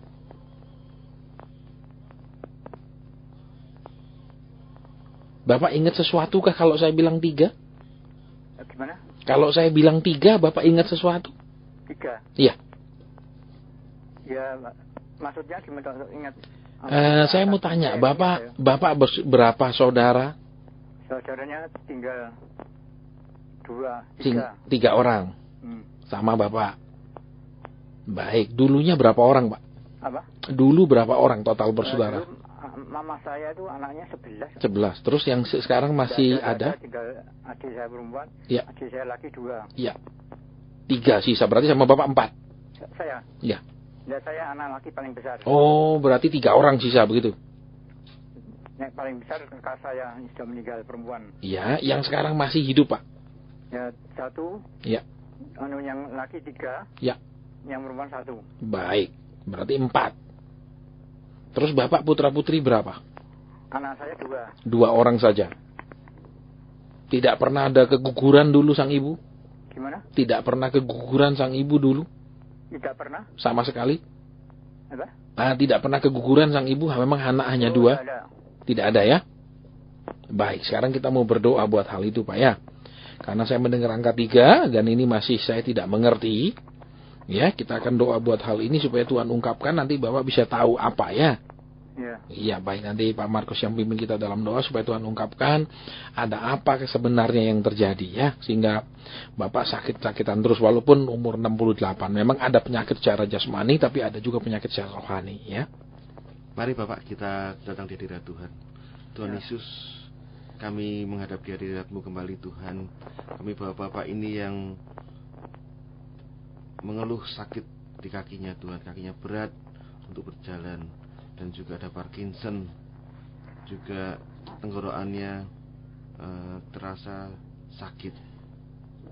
Tuhan, Kau ungkapkan, Tuhan nyatakan, bila ada teguran-Mu, bila ada penghiburan-Mu Tuhan.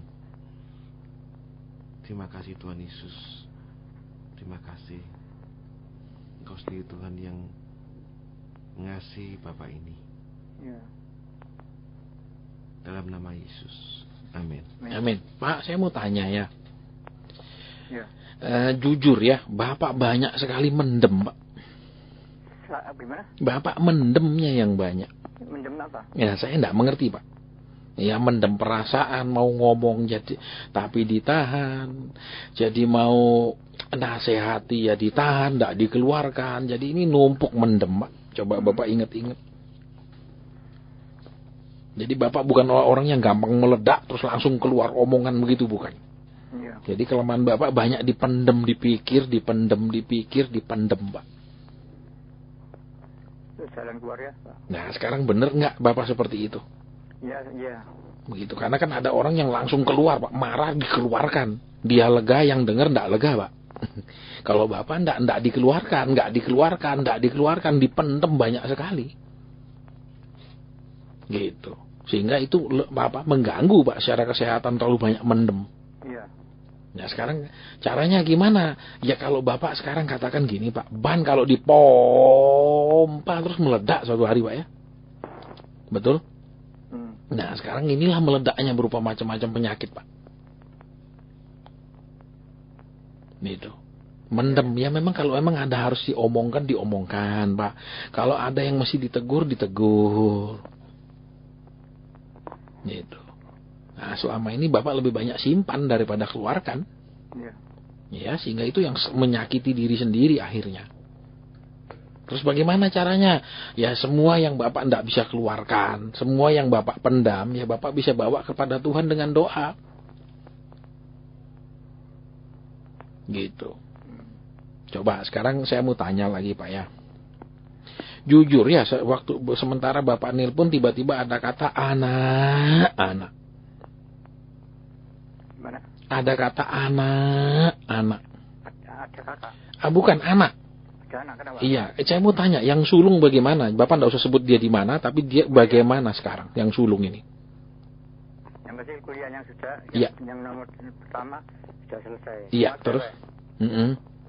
Jadi yang nomor 2 ini baru 1 semesteran. Iya, kenapa yang sulung ini, Pak, sering jadi bahan pikiran? Kenapa? Padahal kan sudah selesai kuliah. Ya, soalnya kan kita takut anak cewek itu. Iya. Jadi lama-lama harus laporan. Iya. Kalau dia tidak langsung pergi sama teman, dia pergi. Iya. Karena pulang malam kan kita tidak enak. Iya. Soalnya ke cewek, nah, saya kesut, tak beritahu, nasuk marah. Tak diem bisa. Ya ini sekarang, Pak, makanya. Ya, yang pertama Bapak banyak mendem, yang kedua ini Bapak banyak sekali mikir yang sulung ini, Pak. Anak. Ini sulung ini. Jadi itu ganggu sekali, Pak. Seperti orang banyak pikiran, pasti tensinya naik, Pak. Orang banyak pikiran, pasti badannya macam-macam gangguannya, Pak. Ya itu kan ada penyakit yang memang secara fisik, ada penyakit secara psikologis, Pak. Ya, ini yang kedua. Jadi Bapak supaya kenali Bapak punya diri sendiri sekarang. Ya, tentang anak sulung yang sering jadi pikiran ini ganggu sekali juga kesehatan Bapak. Ya, jadi kita akan doa buat anak sulung itu sekarang, Pak ya, supaya tidak menambah beban hidup Bapak ya. Bapak di surga, kami mau berdoa buat anak sulungnya ya Tuhan. Kiranya menjadi anak sulung yang baik, menjadi anak yang menyukakan hati orang tua, menjadi anak yang membuat hati orang tua selalu bersyukur, bukan menjadi beban, menjadikan pikiran membuat orang tuanya stres dengan kelakuannya. Bapa, Engkau bisa merubah anak ini, dan Engkau juga bisa membuat bapak ini selalu mengadukan perkaranya kepadamu. Apa yang dia tidak bisa keluarkan, apa yang dia tahan dari untuk tidak dikeluarkan di mulutnya, dia bisa datang kepada Tuhan dan menyampaikannya kepada Tuhan. Sehingga tidak terus-terus dia pendem segala sesuatu dan itu mengganggu kesehatannya. Terima kasih. Kami berdoa, Engkau yang menjamah anak sulungnya, berubah menjadi anak sulung yang baik. Engkau menjamah anak sulungnya sehingga bapak ini di hari tuanya berterima kasih Engkau percayakan anak-anak yang baik. Dalam nama Tuhan Yesus Kristus. Amin. Iya, jadi Pak, sekarang ke apapun yang Bapak rasa mau keluarkan tapi tidak enak, mau keluarkan ditahan, Bapak bisa bawa dalam doa ya. Iya. Itu, kalau Bapak pendem-pendem terus gini ya, tidak ada dokter yang bisa sembuhkan, Pak. Ini kan masalahnya di hati, Pak. Iya. Ya, baik. Tuhan berkati, Pak. Ya, amin. Iya, selamat siang. Iya. Sementara yang ditelepon kembali Bayu terima. Shalom, selamat siang. Shalom. Iya, silahkan langsung Ibu. Iya. Pak, Iya. ini mohon bimbingan doa. Iya. Anak saya yang kedua itu Iya. punya hubungan tapi lain. Baik. Anak yang kedua, baik. Iya. Itu pria wanita anaknya, Bu? Wanita, Pak. Iya, sudah berapa lama itu mereka membangun hubungan? Iya. Sudah berapa lama? Sudah 2 tahun, Pak. Iya, tidak bisa diputus. Iya. Sudah Ibu lelah ngomong? Ya? Sudah Ibu lelah ngomong? Iya. Tak ngomongin apa-apa tuh pokoknya kok enggak nganu. Gitu, Oh, Pak. enggak ngefek. Iya. Iya. Baik, kita akan doa buat hal itu ya, Bu ya. Biar Pak Markus yang bawa dalam doa supaya ya Pak, ini anak ya supaya menjalan seperti yang Tuhan mau. Mari Ibu kita berdoa kepada Tuhan. Tuhan Yesus, kami bawa Ibu beserta anaknya perempuan ini Tuhan di hadapan-Mu. Kami mohon pertolongan-Mu Tuhan untuk Ibu ini Tuhan, di mana dia merasa bersusah hati Tuhan. Kiranya Tuhan Yesus, kehendak-Mu sendiri yang terjadi di dalam hidup putri daripada ibu ini Tuhan. Kehendak-Mu yang sempurna itu boleh terjadi Tuhan. Bukan kehendak manusia, bukan keinginan manusia, tapi kehendak-Mu sendiri Tuhan. Terima kasih Tuhan Yesus. Demi nama Yesus. Amin. Amin. Ibu, Iya. saya dengar satu kata ya Ibu ya. Iya. Bentak. Saya mau tanya, siapa yang bentak? Apakah orang tua membentak anak atau anak ini membentak orang tua? Yang mana, Bu? Emang anaknya ini ya agak keras, Pak. Iya. Dibilangin. Terus? Terus anak ini tadinya kan punya hubungan Iya. sama Iya, orang ya sesama orang seiman. tapi jauh. Iya. Terus itu orang tua yang bapaknya maksudnya itu enggak setuju. Baik. Terus setelah itu kok kenal yang Yang sekarang. ini akhirnya jadi. Iya. Terus yang bentak-bentak siapa, Bu? Saya dengar kata bentak. Nah, ini yang saya ingin tanya. Anak itu kalau dibilangin sering bentak, Pak. Enggak. Oh gitu. Membentak ibunya. Ya baik itu maupun bapak memang anaknya tuh keras. Iya. Jadi sering bentak-bentak ya. Iya. Nah, terus waktu dibentak gimana itu Bu, orang tua? Akhirnya dia menangis. Iya diam, Pak. Baik ya, jadi Tuhan tahu ya kata bentak-bentak ini Bu ya. Dan itu sudah dicatat, sudah direkamnya. Iya. Jadi sekarang yang kita perlu bawa adalah saya mau serahkan anak ini ke tangan Tuhan ya Bu ya. Iya. Karena sudah bentak-bentak begini kan. Iya. Baik. Bapa di surga, kami bawa putri ibu ini ke dalam tangan Tuhan. Engkau tahu persis kata bentak-bentak yang hamba-Mu tadi dengar. Kami sebagai hamba Tuhan menyerahkan putrinya ke dalam tangan Tuhan. Karena orang tuanya sudah tidak didengarkan lagi, tidak mempan lagi ya Tuhan. Kami serahkan putrinya ke dalam tangan-Mu. Silakan Engkau yang bertindak dengan tangan kasih. Engkau yang mengikat dia dengan tali kasih. Dan tidak membiarkan dia jalan sendiri menuju kebinasaannya. Tuhan, dalam nama-Mu kami sudah berdoa. Silakan Kau bertindak menurut kasih-Mu. Dengan cara yang lembut, dengan cara yang tegas. Terserah Tuhan. Yang kami tahu Tuhan sayang putrinya. Dalam nama Tuhan Yesus Kristus. Haleluya.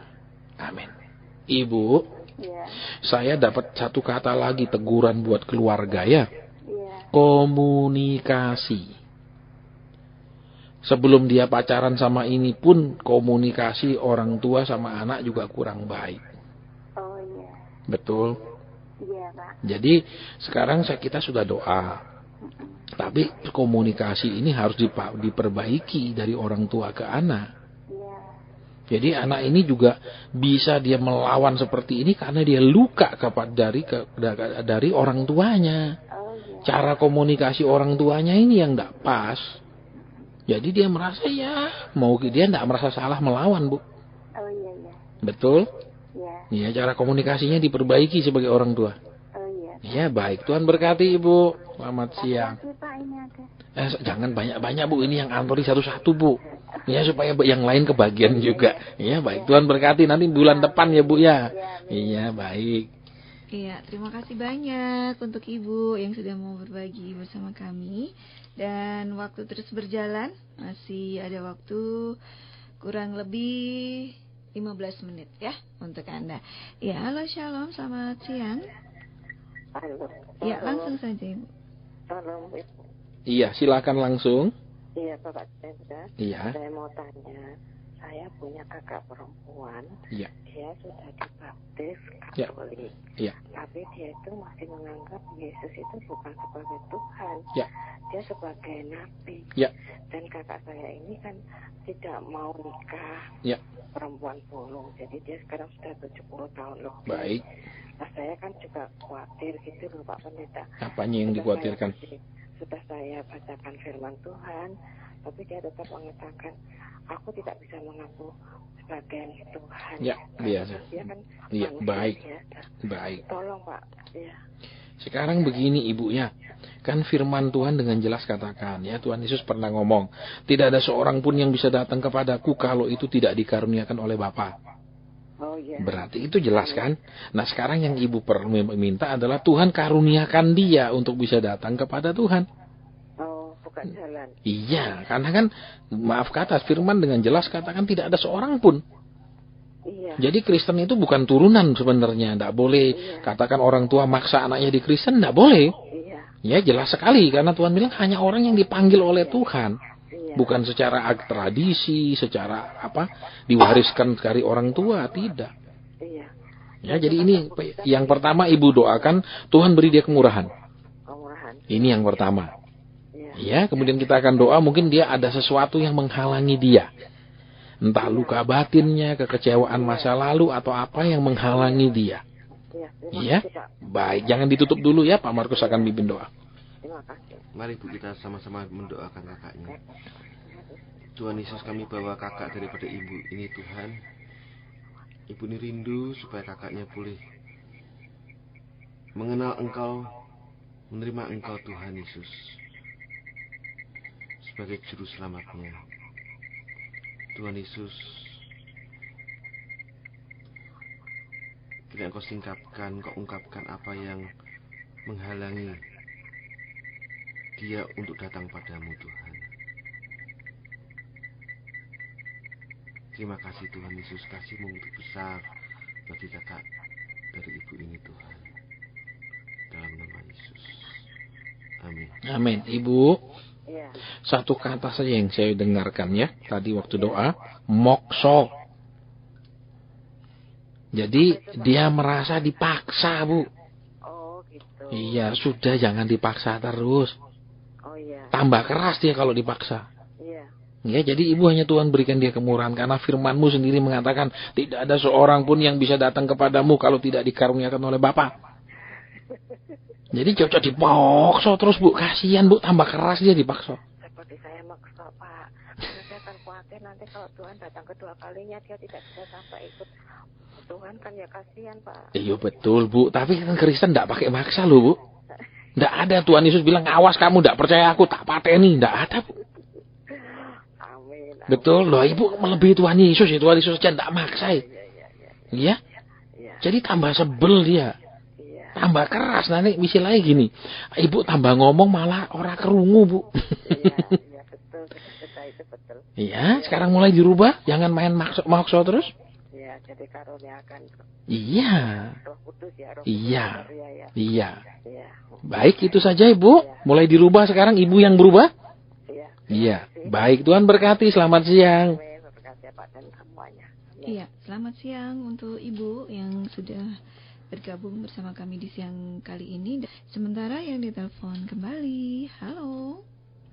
Halo. Iya, silakan. halo, Ibu. Shalom Pak. Shalom, Selamat silakan. siang. Iya.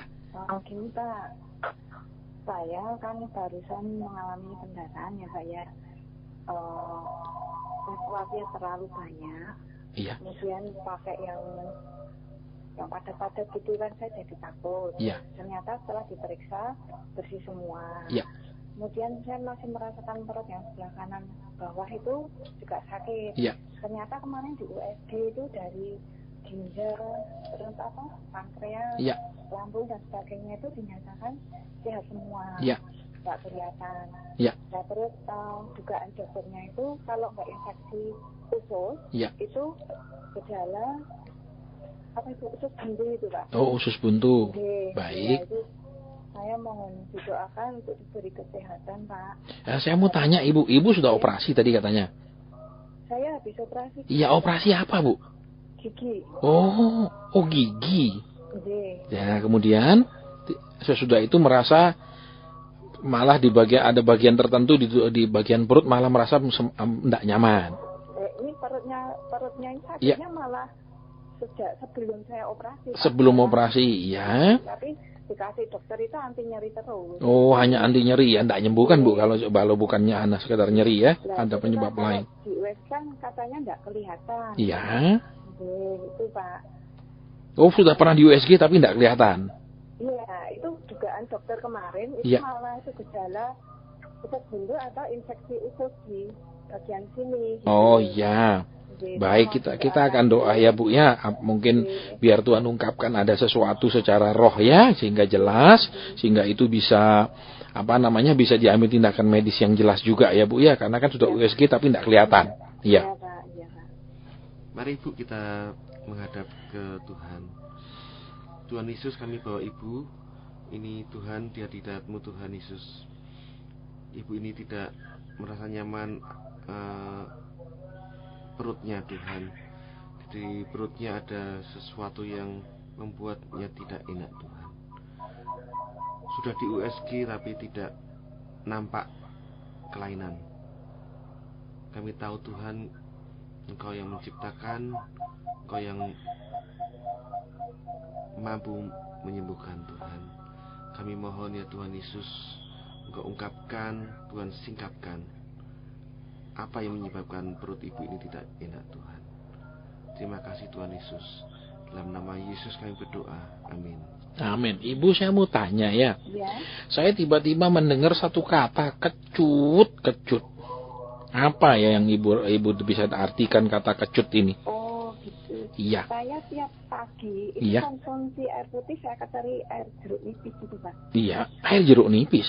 Iya, nah itu kan katanya bisa untuk melarutkan lemak-lemak dan sebagainya. Iya, nah ini kata kecut Bu, itu mesti tidak tahu. Tiba-tiba saya dapat kata kecut, kelihatannya ini mesti dikurangi Bu.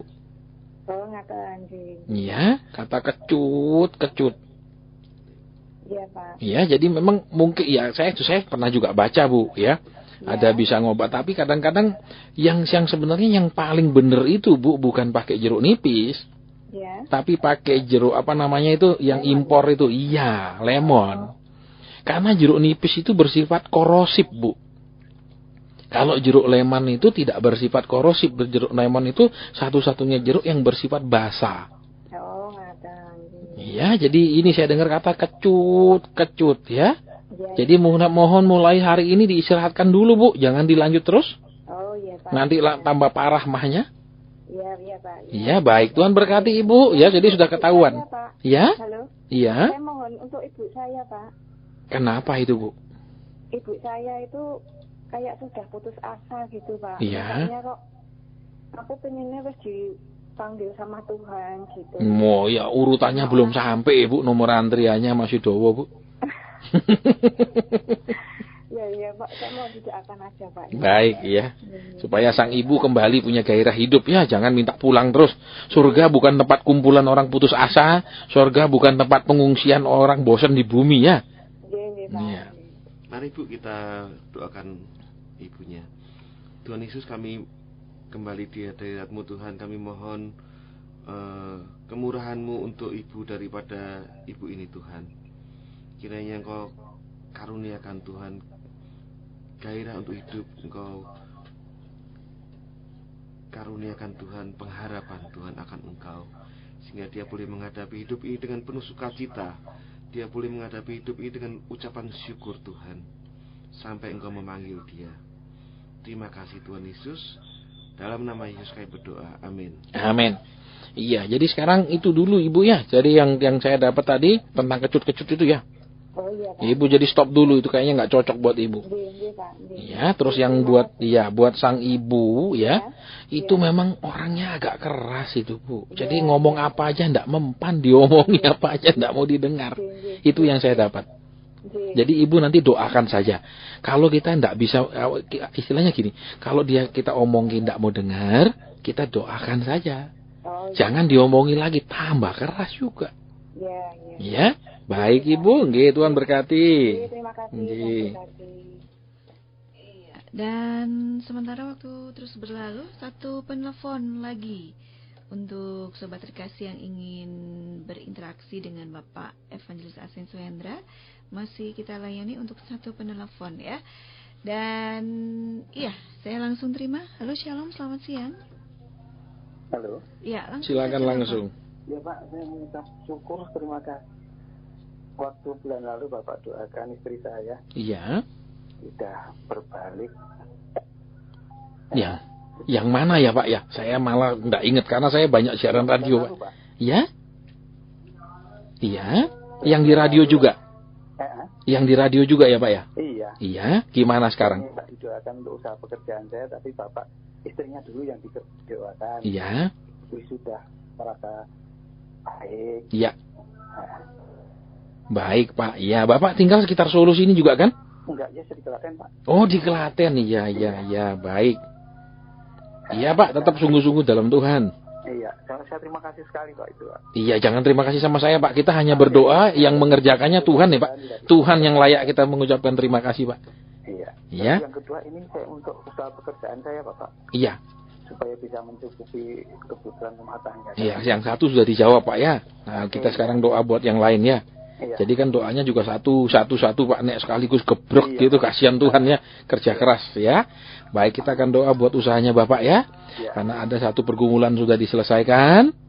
Supaya yang kedua sekarang usaha juga Tuhan bukakan ya. Baik, kita akan berdoa.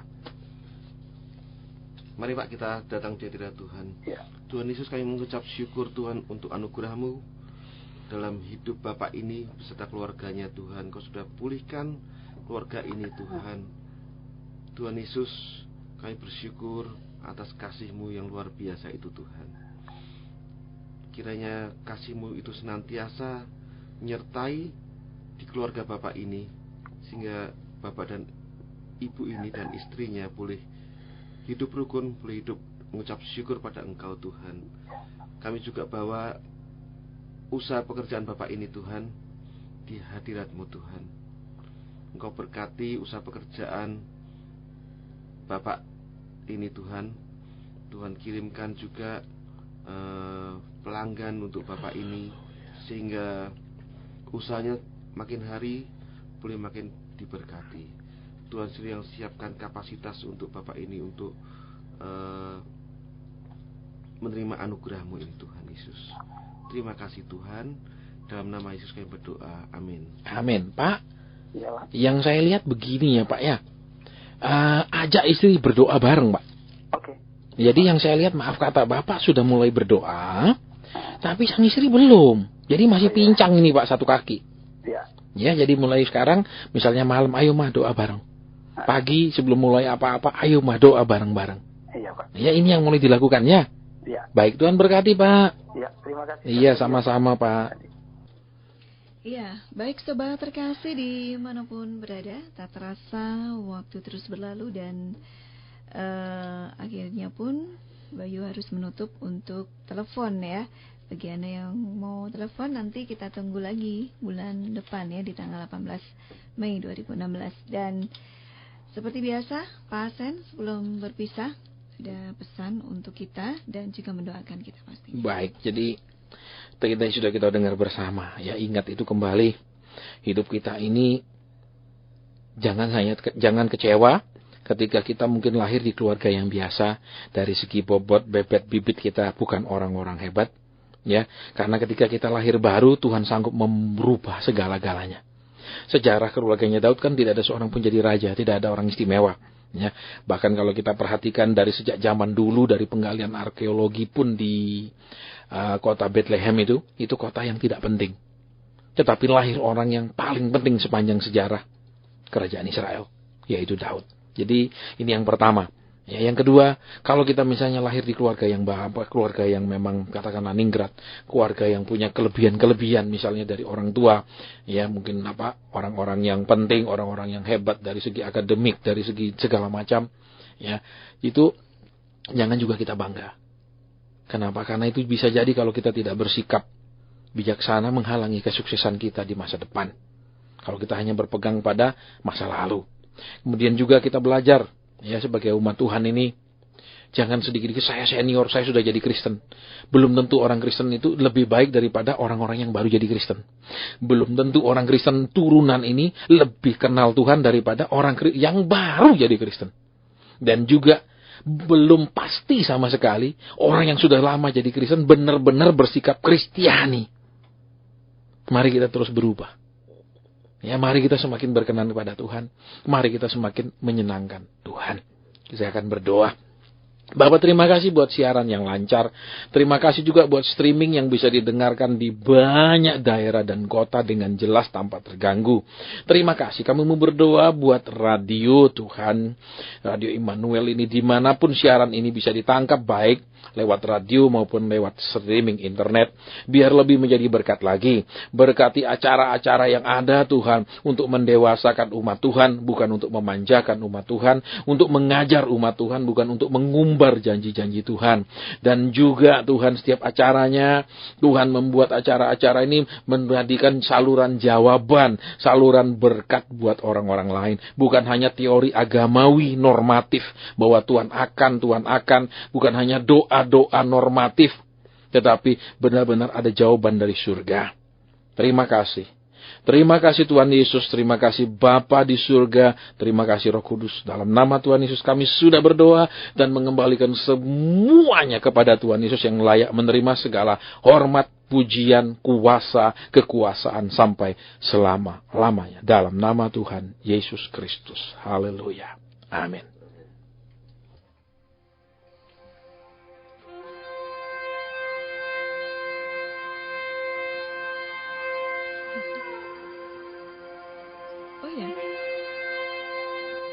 Baik sobat terkasih dimanapun berada, demikianlah tadi doa mujizat pendewasaan yang boleh hadir menyapa kita untuk kesempatan siang hari ini. Dan dengan berakhirnya program acara PDM ini, berakhir pula Bayu menyapa Anda untuk hari ini Rabu 13 April 2016. Terima kasih untuk bersama dan perhatiannya. Pastikan Anda tetap setia di 94,3 FM. Akhir kata Bayu ucapkan Shalom dan Iman.